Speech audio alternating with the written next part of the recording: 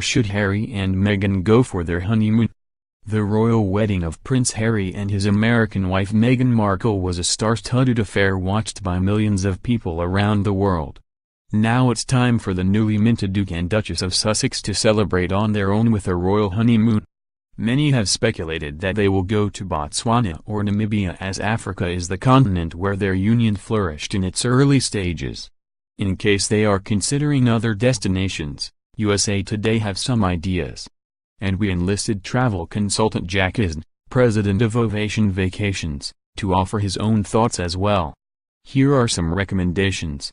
Where? Rwanda and the Serengeti. Why there? The couple clearly has a soft spot for Africa. Their courtship took place in Botswana. But why not try another African country? What makes it special? 24 years after a heartbreaking genocide, Rwanda has made a comeback. And we all know that Harry and Meghan are mindful of places where people have persevered over turmoil. Isn suggests that they stay at the exclusive 8-room Bisate Lodge, the only luxury camp outside of Volcanoes National Park. There, they can hike through the forest to look at the great mountain gorillas. For a city experience, they can head to the capital, Kigali, and stay at Heaven, an 8-room gem tucked into a side street. Isn calls Kigali a forward-thinking capital city offering incredibly enlightening cultural encounters. If they want the safari experience, they can hop over to the Serengeti. Mid-June is prime season to see the Great Migration over the Griamti River. They could stay at Sinata Explorer, a private-tended mobile camp for exclusive use by the luxury safari outfitter, Sinata. They would be literally isolated from the world by tens of miles with endless entertainment by what is dubbed nature's greatest show on earth, Isn says.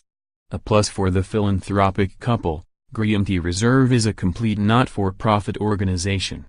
Where? Local island in the South Pacific. Why there? The royals crave privacy, and private islands abound in the South Pacific. What makes it special? Lokula is one of the most exclusive islands in the world. It has just 45 villas. Yet there are plenty of diversions to keep guests busy. They can go scuba diving, play golf, or take a ride in the resort's private submarine. Yes, the resort has its own submarine. We thought luxury house cars at hotels were cool. Alas. Local assures the ultimate in activity and privacy, with private dining options and private beach enclaves for no more than 2 people at a time, Isn says. Where? Iceland. Why there? It's not far from continental Europe and it's got volcanoes and hot springs and geysers. Oh my! What makes it special? We know the couple likes to explore, so why not head to an adventure-filled destination? And clearly, Harry and Meghan appreciate privacy. Northern Iceland's Troll Peninsula is remote enough to achieve that. They are very active and love a sense of adventure, Isn says.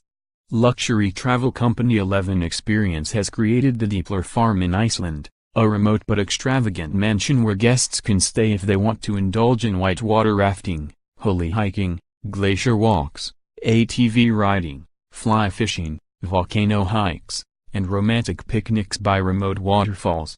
They shouldn't expect an on-site lavish restaurant or even a front desk, but there is a lovely spa. And they can probably heli ski in a private chef. Where? Galapagos Islands in Ecuador. Why there? Charles Darwin made some amazing discoveries there, so why can't the royals? What makes it special? By most accounts, the royal couple loves nature, and the Galapagos Islands has plenty to show off. Set along some of the most remote and protected islands in the world, the unique animal and marine life allow select visitors an up-close and personal look at hundreds of species that exist nowhere else in the world and which inspired Darwin's theory of evolution, Isn says. The royal couple can explore the islands in many ways: hiking, kayaking, swimming, snorkeling, and scuba diving. The animals and marine life they may encounter include tortoises, iguanas, Darwin's finches, sea lions, manta rays, and more. There's even a volcano on Isle Island that rises almost 4,500 feet high. Many tour companies take visitors around the various islands, but the royals will probably want to charter their own boat. The Ecuadorian government in recent years has moved to protect this precious ecosystem by limiting the number of visitors each year. Perhaps they will make an exception for their royals. Where, Walt Disney World? Why they're living a fairy tale, and Disney World is all about fairy tales. Meghan is American after all, so we had to pick a somewhat regal U.S. destination. What makes it special? Royalty is a prominent topic for Disney, and the theme park has more luxurious options than many travelers know. Sure, it may not be Kensington Palace, but the Cinderella Castle is the centerpiece of the park. A massive fireworks display erupts there every night. And you can even dine inside the castle. Cinderella's royal table has a tasting menu that includes braised pork shank and Lady Caroline's citrus chiffon cake. Reservations must be made far in advance, but we suspect Harry and Meghan won't have a problem getting in. The Royal Majesty Makers can be found at the castle courtyard in Fantasyland each day to teach the skills necessary for a princess or prince. Perhaps Prince Harry can join in to offer up his advice. There is no shortage of Disney princesses at the park.